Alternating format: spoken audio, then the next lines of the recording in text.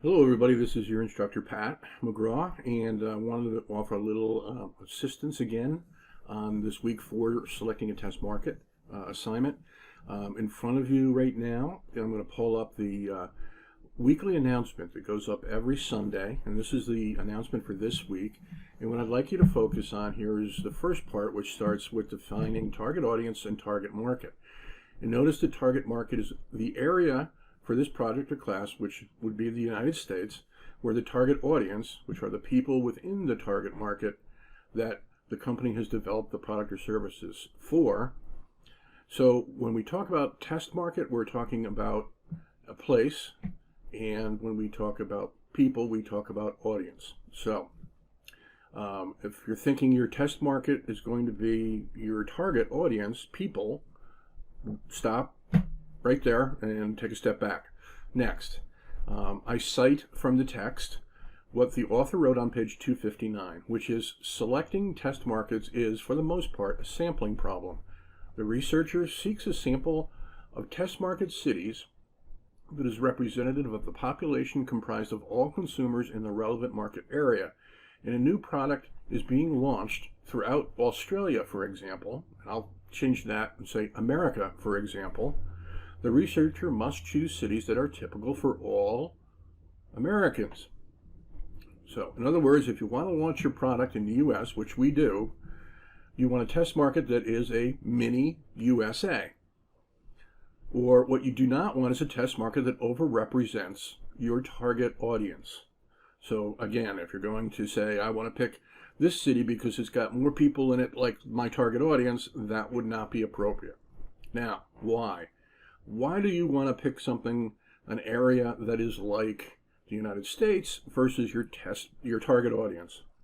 Because you want to learn how your product, price, place, and promotional strategies will work with your target audience in a place that is just like your target market. This approach helps you get a realistic view of how the product concept would work if you did roll out in the United States. Now, at the bottom of this announcement, I'm going to focus on, there's 2 links. I'm going to focus on the second one, and that's the one from Wallet Hub. And let me pull that up on the screen right now. And this report is from 2016, so good enough for us at this stage. And it ranks, I believe it's 300 metropolitan areas in the United States based on how they compare with the overall United States. And let me go down to the methodology here really quick.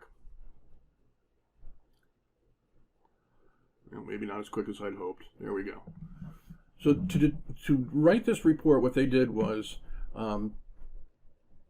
they examined 379 of the most populated U.S. metropolitan statistical areas, or MSAs, across 4 key dimensions: socio-demographic stats, housing stats, economic stats, and education stats. And then using 26 relevant metrics underneath those, which they list in the methodology, they ranked these areas. So when you come up to the top, this map will show you where the areas are, and you can roll your cursor over and you can see what they are, or you can just use the table, which is below, and you'll notice that the top 10 markets include Indianapolis, Cincinnati, Ohio, Oklahoma City, Columbus, Ohio, Jacksonville, Florida, Phoenix, Mesa, Scottsdale area, Nashville, Davidson, Murfreesboro, Franklin, Tennessee, Birmingham, Hoover, Alabama, Charleston, South Carolina, Tulsa, Oklahoma, Albuquerque, and Greensboro, High Point, North Carolina. That's the top 12. So what you should be doing is saying, what's driving my rationale is I want a test market that's a mini USA that represents the United States, because that's the target market that we're going to roll out in. And then using this, make a recommendation on one of the top ranked cities. And that would be your test market. In that market, you're going to run this just like it was a launch in the United States. You're going to use the same distribution strategy. You're going to use the same pricing strategy. You're going to use the same promotional strategy in order to see what works and what doesn't work. So don't cherry pick stores. You're going to do the exact same distribution that you would if you were going across the United States.